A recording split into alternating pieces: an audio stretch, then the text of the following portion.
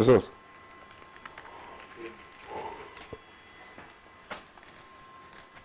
Folks.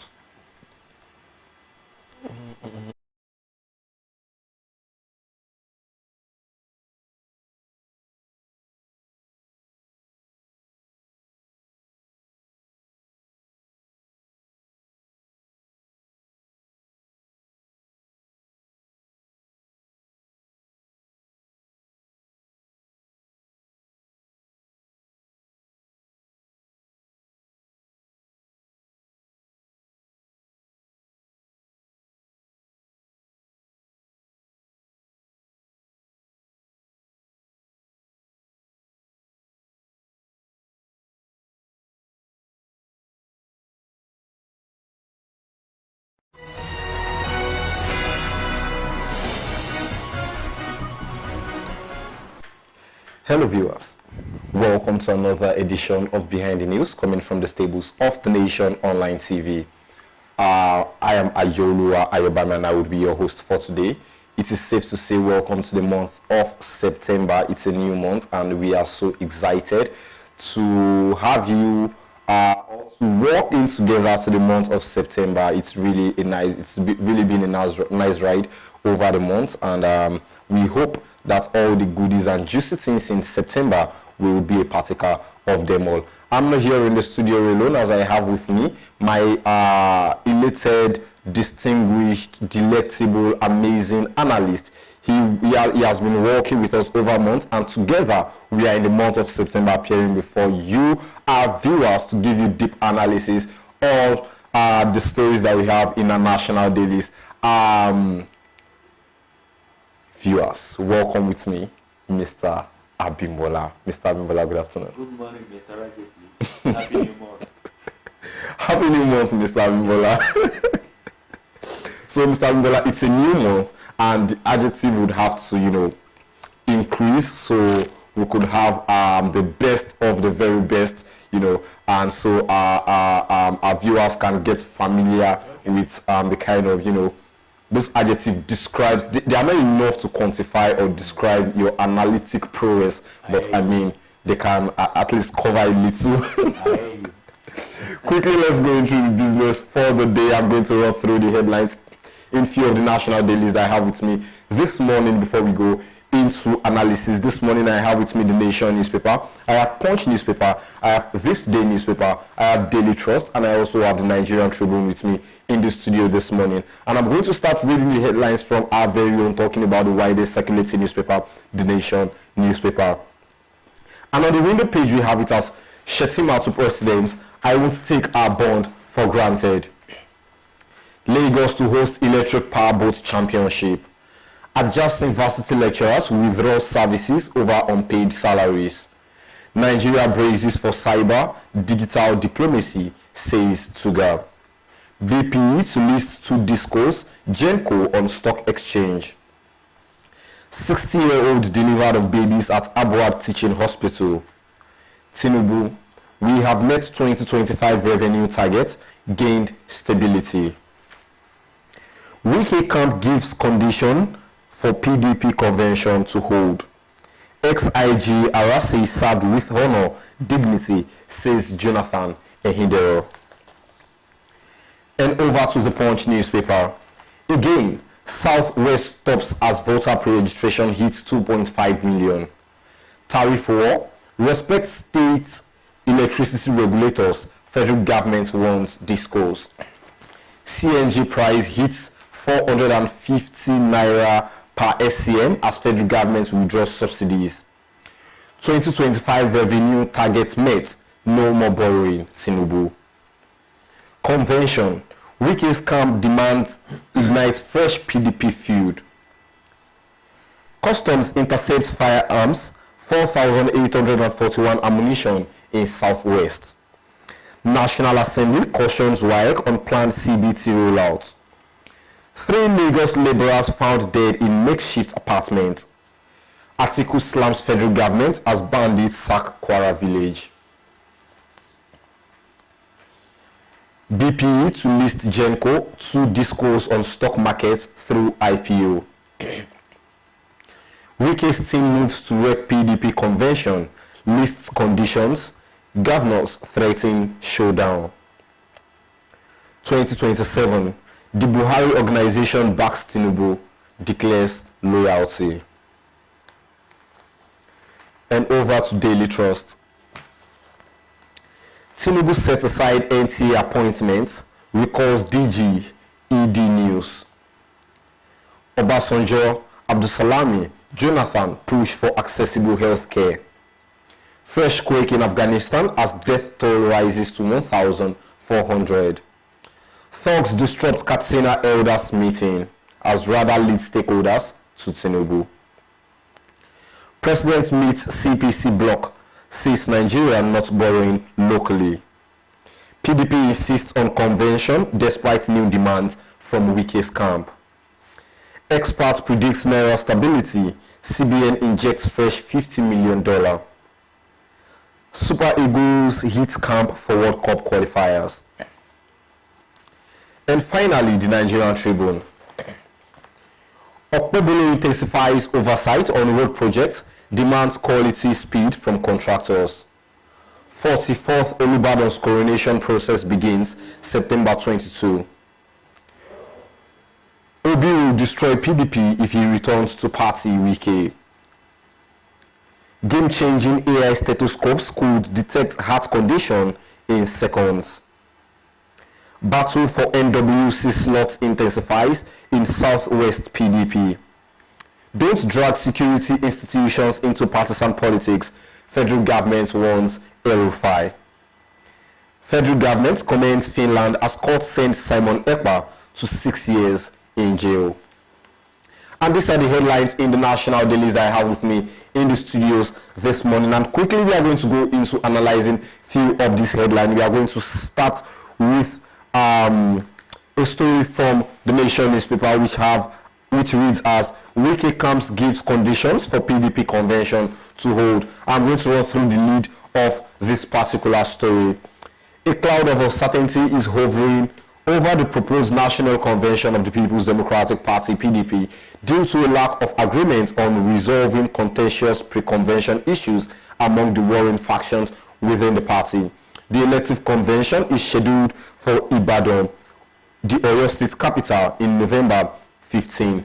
To achieve a hitch-free, valid and successful convention, the camp of the Federal Capital Territory Minister Nyesom Wike has listed 6 conditions that should be met by the party's national leadership.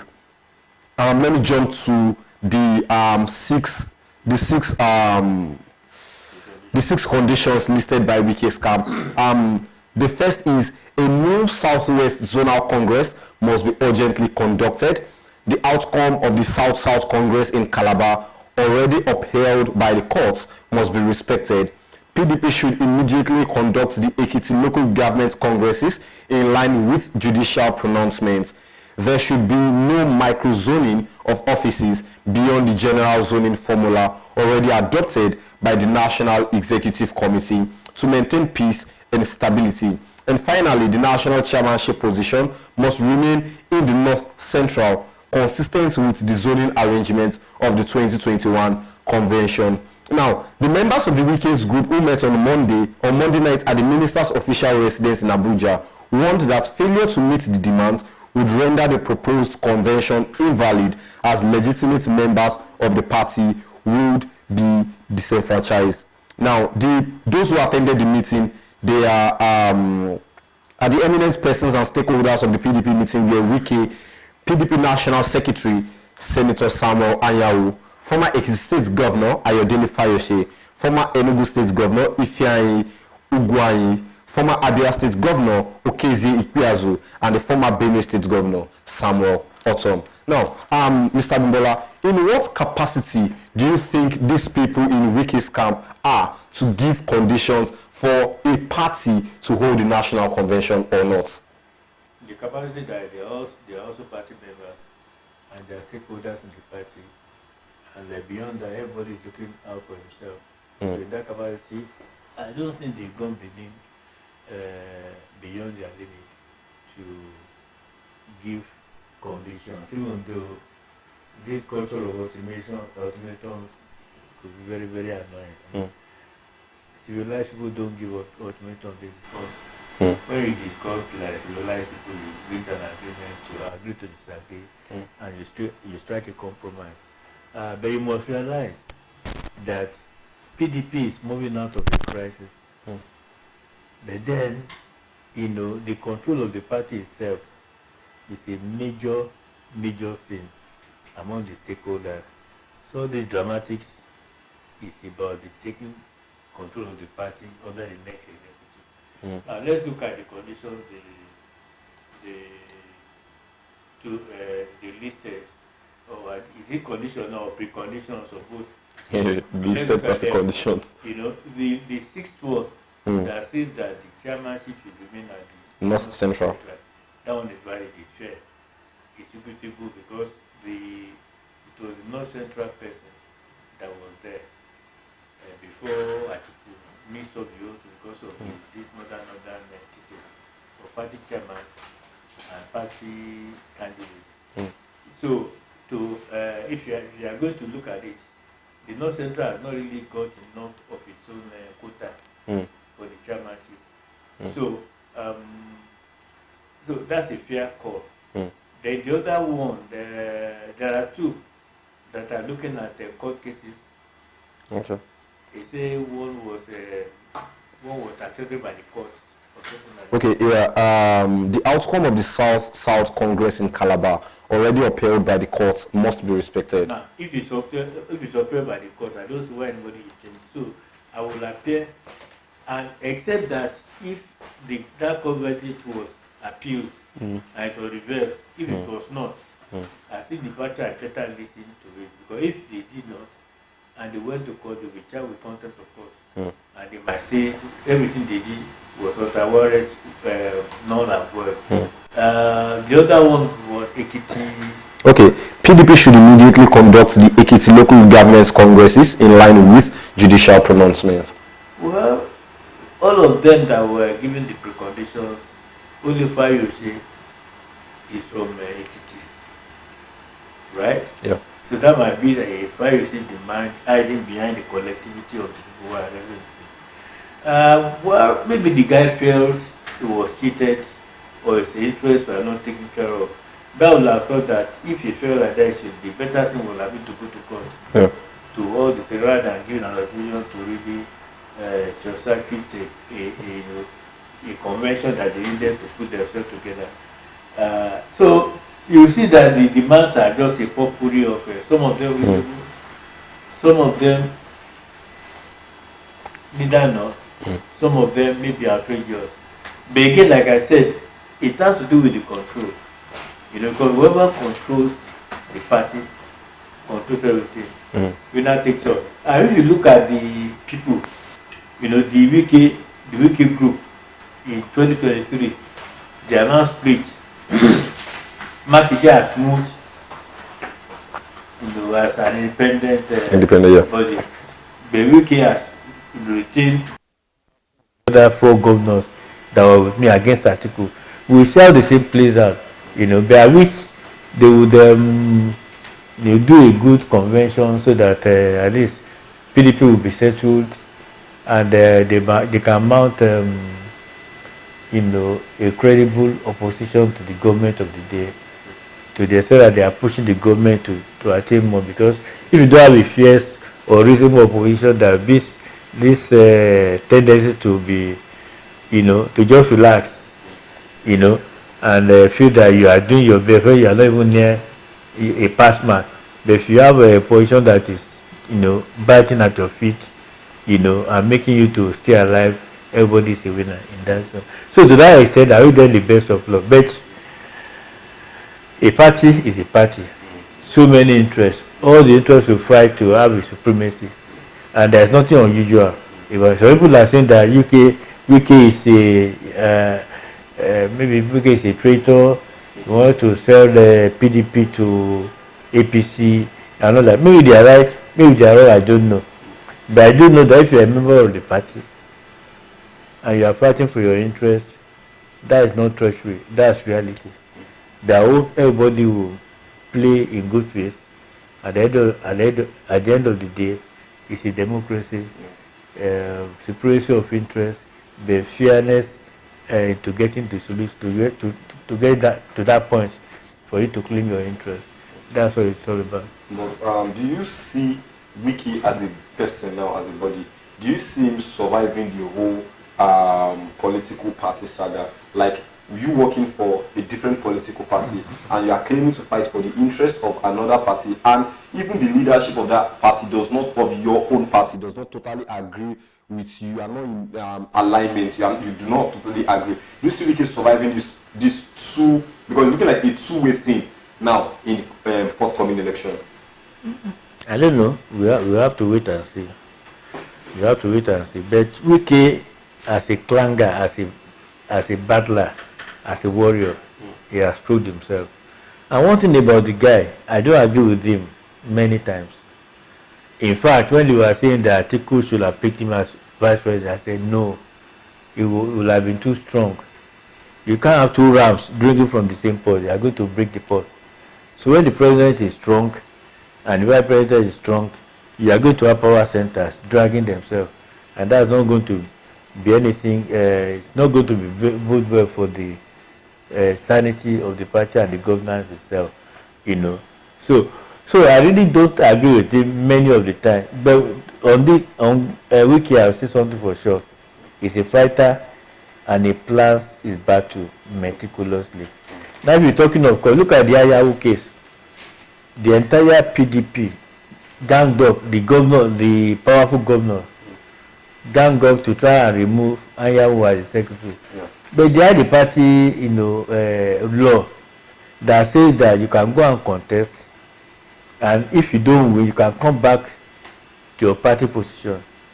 The man left to contest the governorship of Imo State. He lost, but he didn't resign his national secretaryship because the party did not demand that he resign. The window was open. Now, because he went for the governorship, and some lobbyists in the party felt that he was a wicked man. They wanted to lock him out, using the election as an excuse. Wike said no, and they went all the way to the Supreme Court to get the thing done. Now, they were going to let the guy out, but Wike warned them that, look, if you don't get the secretary, a valid secretary, whatever you do and present to INEC will be null and void. That was the shock treatment, you know, that brought them back and to recognize Ayahu. So the man plans meticulously. My advice to the party is that they had better be sure of any of those legal things he raised. Because the man is a lawyer. Apart from being a lawyer, he's a very meticulous person, and he's a battler. So if the party has even 50% doubt, and if they have 10% doubt, they better look at it very well and be sure that they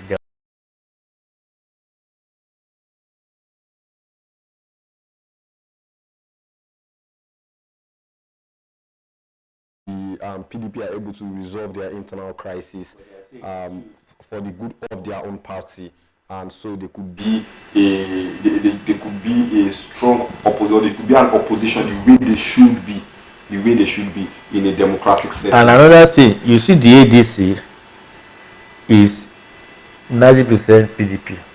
Yeah. Rogue, I won't call them rogue elements. They are rebels that left the article faction of PDP. It's ADC. So you have PDP now under two faces, behind two faces.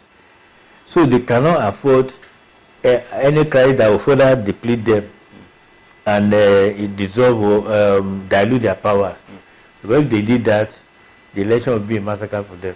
I was even going to move on with our analysis, but I just remembered one question that I quickly want to ask. Do you think if former President Olusegun Obasanjo if he was still in the PDP, things wouldn't have turned out the way they are now?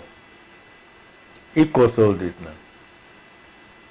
All the trouble that PDP is having, he causes because he inherited a party, you know, that was a pan-Nigeria thing. People, well, I never, as a person, well, let me say as a person, I never had more respect for the PDP ensemble because I felt that it was all commerce affairs. They just banded together to grab power. The military were very afraid that they've done a lot of bad things. They wanted somebody to cover their tracks, and that was how they picked on Obasanjo to, they wanted to parasite on his clout and all that. But he got there, he neutralized all the people who put him there, and he started building an empire for himself. In the course of building the empire, he destroyed so many things. He couldn't build it, he was fighting with party chairman. The late Ayobami was a very good example. He forced the guy out of the party. The man left in 2007. Around 2006, he left PDP and he joined ACN and he never went back. The first chairman, the potent chairman, the late Solomon, Obasanjo felt that, well, he had too much charisma to contend with as a, that he didn't want to contest with anybody. So he forced the man out. Another credible man wanted to contest was the late Awoniyi, who was from Kaba. Technically, Kaba is from the north. It's in north central. Yeah. But Awoniyi was ethnic Yoruba. So Obasanjo asked on that technicality that, okay, he couldn't be a Yoruba president, but his Yoruba was from the southwest. To have Awoniyi as chairman, Yoruba man from the north central, that was just being clever by half, really, because by their provisions, north central was to produce the national chairman. That was how the thing went to Ayobami. And the same fear he was running away from. He felt that Awoniyi must have been too independent-minded, who could not be shaped, to the whims and caprices of the president. That was why he went for Ayobami. But Ogbe proved to be a man of himself too. So they had a crisis, and the crisis arose from the way they treated Ngige, when they kidnapped him and they wanted to force him to resign and all that. The thing backfired. Unfortunately, Obasanjo was not around. It was article that questioned the thing. So all these plots, it was Obasanjo that crippled the PDP from the war. And if you remember the case of Oyo, he told the sitting governor, Ladoja is going to be Olubadan. He told him it's either he obeyed his garrison commander, who was Amadu Ali, one of his puppets he put there. And the Amadu Ali's history. Amadu Ali was the federal commissioner for education during the 1976 crisis. Is it 76 or 77 now? Ali must go. Okay. There was this crisis of they increased the feeding allowance for university students from 50 kobo a day to 150 naira. And there was a demonstration which taught violence and all that. Ali was the federal commissioner for education. Ali was a medical doctor, but he was a colonel then in the army. So the same Ali was brought back to be the garrison commander of the, Ali was national chairman, who was a soldier. Badidibu was garrison commander in the West, and he told the governor to either obey the garrison commander or ship out, and elected governor to obey a virtual riffraff, because he was a governor and all that. So all this maneuvering cumulatively destroyed the PDP, and the result is what they have to. So to your question, there is nothing you could have done to change the situation, because it caused the same. Okay, so hopefully they'll be able to resolve their. I hope so, because at the beginning they were. Now they should fix their party also and become the kind of opposition that we expect in a democratic setting. How they do, but if they don't, others will take over. There's no vacuum in nature. So yeah, there's no vacuum in nature. Yeah. So let's go over to the Punch newspaper. The Punch newspaper has a particular story, and the headline is 2025 revenue target met, no more borrowing, Tinubu. Let me run through the lead. President Bola Tinubu on Tuesday in Abuja declared that Nigeria had met its revenue targets for 2025 ahead of schedule and would no longer rely on borrowing to fund its budget. Addressing stakeholders of the Buhari organization, who visited him at the presidential villa in Abuja, Tinubu said his administration's non-oil revenue drive had yielded enough to meet this year's projections by August, reducing Nigeria's dependence on external loans. President says, he said, today I can stand here before you to brag. Nigeria is not borrowing. We have met our revenue targets for the year and we met it in August. Now, I could remember a few weeks or few months ago, you mentioned something that we have to, like, Nigeria as a country has to borrow to keep it, like a country has to keep the economy running, to also keep running. And now that the president is saying Nigeria does not have to borrow again for the rest of the year because we've met our target, what do you think is the difference? Okay, let's start from what do you think is the difference between this particular year and other years before now? There's really no difference. It's just that there's a continuity of policy. I didn't say Nigeria will not borrow. I said Nigeria was not borrowing for local banks. Okay. Because they have, they've made enough money from non-oil revenue. And you know, he said because they are making money from non-oil revenue, whatever Trump decided to do outside did not concern them. Because oil was international earnings. This one is local earnings. What that one is telling you is that they have done enough restructuring to at least be confident that, look, they will earn enough from the local interaction of the markets, so that the government is not likely to be broke, to be stripped of cash that is needed to do immediate business. That doesn't mean that they have enough capital to run all they want to know. No, that's not it. So, as for borrowing, what I said was, you don't demonize borrowing. It's part of capitalism. In fact, it's the key pillar.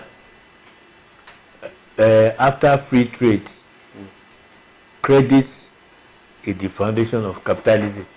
Now, if you are playing politics and you say this one he has borrowed is going to kill the following generation, well, maybe you are right, but most times you are just raising alarm to suit your own fears.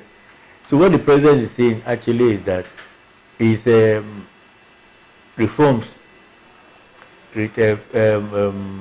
monetary fiscal restructuring have been going on very smooth. That as at August, they have made all the revenue they projected for the year. August is 8 months, and that means you still have 4 months to be told. So you are going to have some sort of extra revenue. And as much as that will appear to be an economic thing, actually it's political. Those people who went to see him were part of the CPC. What was the CPC again? Convention, Congress of I can't remember CPC. Congress of Progressive Change.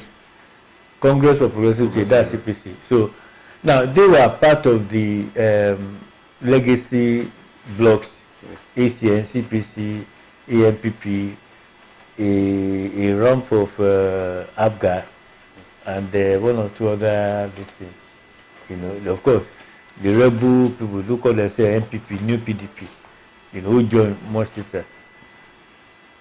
CPC itself has been factionalized. Now, people like El-Rufai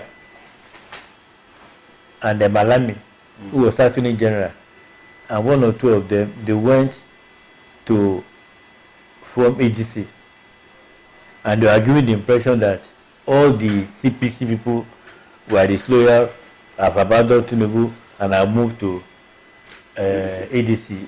Preferably on that article, because they are pushing that they don't have vaccinarized. I mean, what was the word? Marginalized. That's the buzzword. And it's time for the not to take over power again. That was the propaganda. So those people that now went to the president were showing that all those that went out, they are rogue elements, they are the minority, that more than 90% of CPC are still in the Buhari organization, TBO, which went in block to go and see the president to play their rights. So that is the politics of it. And why those guys are using, emotive sounds that Tinubu is throwing all the projects to Lagos, Southwest is getting more than it's due, and all that, they are using emotive things. Tinubu is responding with facts and figures in terms of my reforms are bearing fruits, and I'm serving everybody. That's the context of that. But it doesn't mean that the government will not borrow money. They will still borrow because they still don't have enough money. You borrow either directly taking loans or indirectly cooperating with the private sector. Like the bullet train they want to do from Abuja to Lagos, from Lagos to Abuja, for instance, in 3 years, government is not going to put any money there. That's indirect borrowing. They are bringing their money to invest in the project. Aside from that, there's another road that will travel like 6 hours from Abuja to Lagos, straight road. All those only private sector, the government will just have to give them the approval to do the project. So that's indirect borrowing. So the government will never have enough money to do all its fiscal program, projects and all that. But it will cooperate either directly or indirectly with people who can invest their money. Then they told the gate, collect my money by the next 30 years or 5 years, 25, 35, depending on the agreement that they reach. So that is the reality of the thing. Debt is always central. And if you are not taking debt, if you are not taking money, you are giving out, you are loaning people money. Which way you are a winner. So before we move on away from that, because now you've made it clear that it is only local borrowing that from local banks, from local banks that would no more exist for the rest of the year. However, the target being met in August, that means we still have about 4 months now extra to have, like, the money coming from the non-oil sector now would be like extra. Now, yes. What does that mean for the common Nigerian? Well, what it means, I don't know what it means for the common Nigerian, because you have to put those money into infrastructure to ginger them to do their work. So it's an indirect thing. But if you ask what it means for the government is that they are going to have more money to spend on some of these common facilities. And if they do, of course, they need to go back to Parliament, because what they budgeted, they've earned it. So you are saying, okay, we are earning extra money, we want to spend it A, B, C, and all that.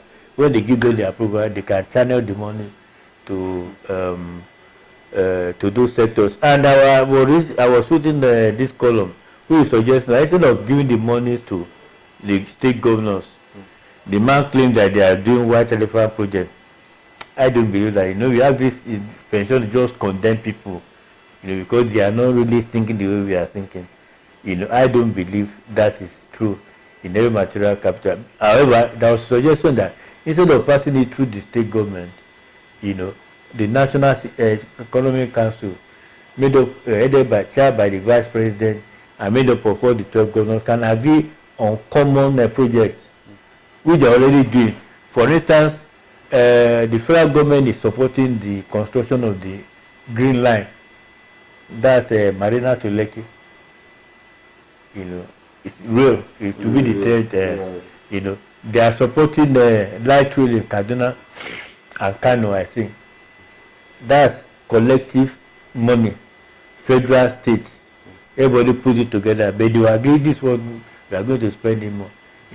So the piece is suggesting that instead of funding most of the money through the state governors, you should do it, send them on specific projects that will crystallize and wake up the creativity in people, and they can drive the economy.